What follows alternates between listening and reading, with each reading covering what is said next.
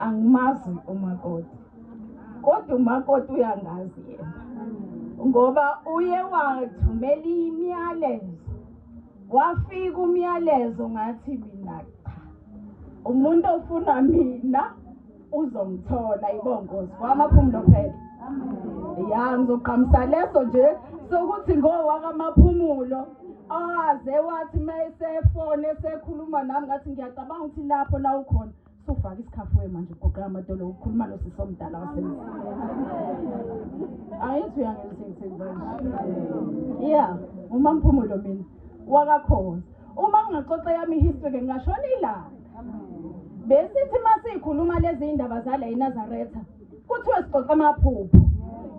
Ngiye ngibuza umbuzo wodwa ke manje ukuthi ngilixoxa kanjani iphupho ngoba lixoxwa yimina mnikazi walo.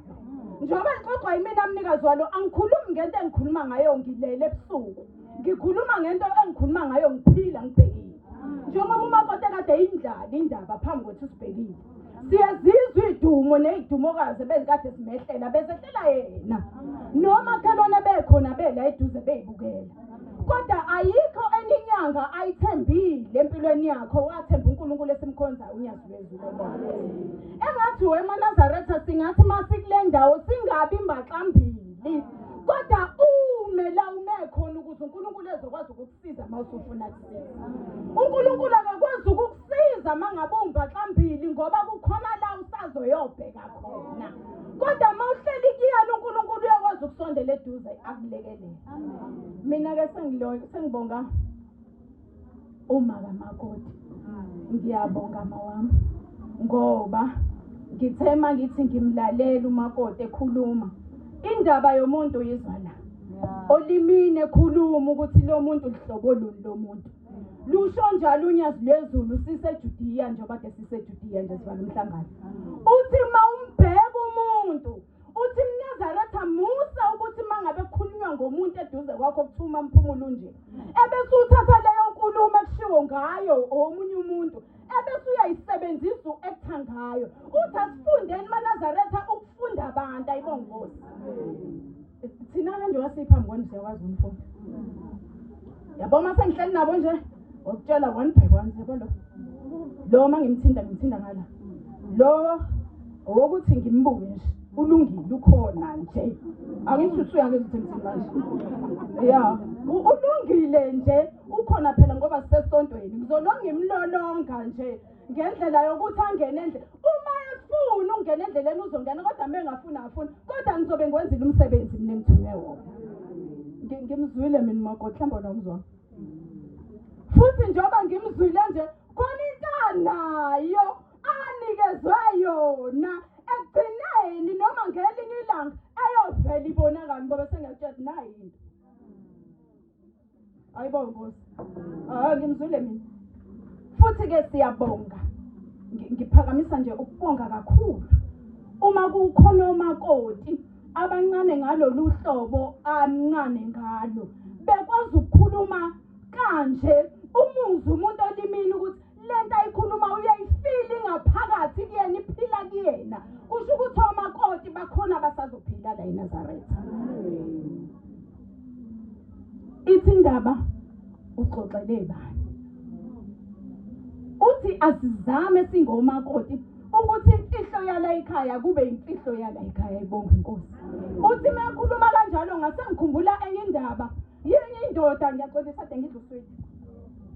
Manje ngizama somkhokheli imetha ngisukume eqala. Kanti nami ngithi ngifuna ukusuka sebese kumile abantu. Ithi indaba eBhayibhelini. Indoda eseBhayibhelini ithi ngelinye ilanga yaxoxa indaba. Ixoxela abafowabo. Yayixoxela abafowabo ngoba ibathembile eManazaretha. Uyayikhuluma indaba uthi uyikhuluma nabantu ngoba uthi ubathembile kanti laba abantu bazoyijika indaba bayenze kube eyabo. La behlangene khona sebehlangene ngayo indaba sekweyabo le ndaba kodwa futhi ekugcineni kosuku isembululo sale ndaba asiphumi.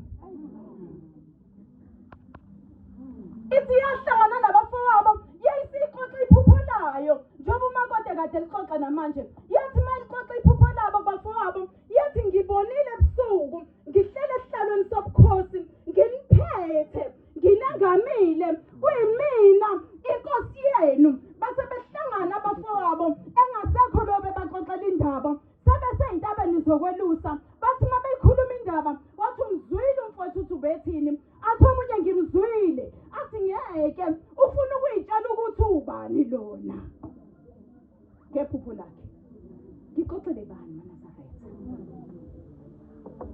ngixakekile nosisi. Kodwa ngiyasondela eduze kwakho ngikuxoxela.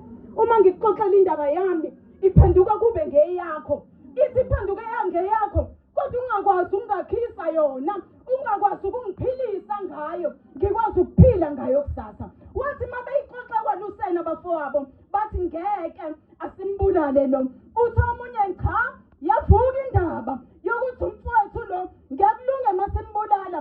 Uthi asingambulali kodwa siphisane ngaye kwabezizwe. Ngithi ngiyacela uma ningangiboni kahle bafowethu nodade bethu, kungcono ningidayise ningiphe abantu bezizwe ngoba nikwazi ukungizwa nina.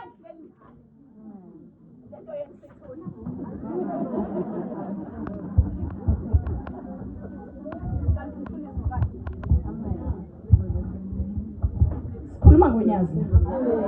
Unyazi lesikhuluma ngayo. Uthi maye baxoxela abafowabo sebethi asidayise ngaye lo ngoba sebecabanga ukumbulala.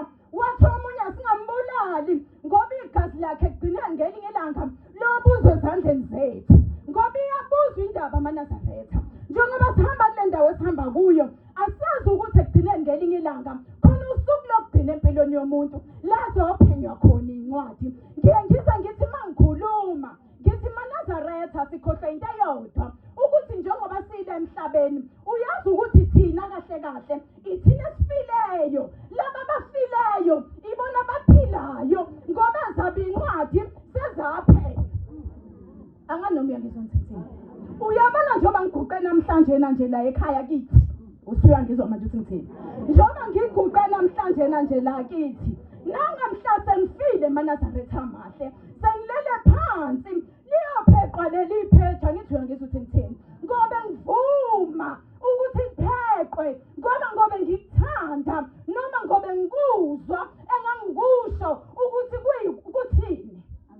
Kodwa kukhona ipheji eliyothi malipheqwa ngifisa sengathi ngingasheshe livalwe ngoba ngangingalifisi kodwa ngangilenza ngoba ngangibulala nangikhokheli. Usuyangizwa ukuthi ngithini manje. Uyazi kuya ukuthi mangabe kufika kulelo pheji athi uNkulunkulu angizolivala manje, ngizolivula ukuze ulibone kahle, kube yima ulisebenzisa.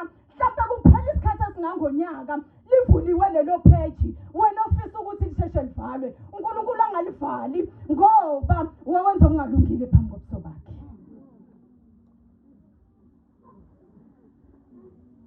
Zathi lezi insizwa seziyikhulumile indaba, zathi zimdayisa lo mfowabo, zamdayisela abezizwe, base bemthatha abezizwe.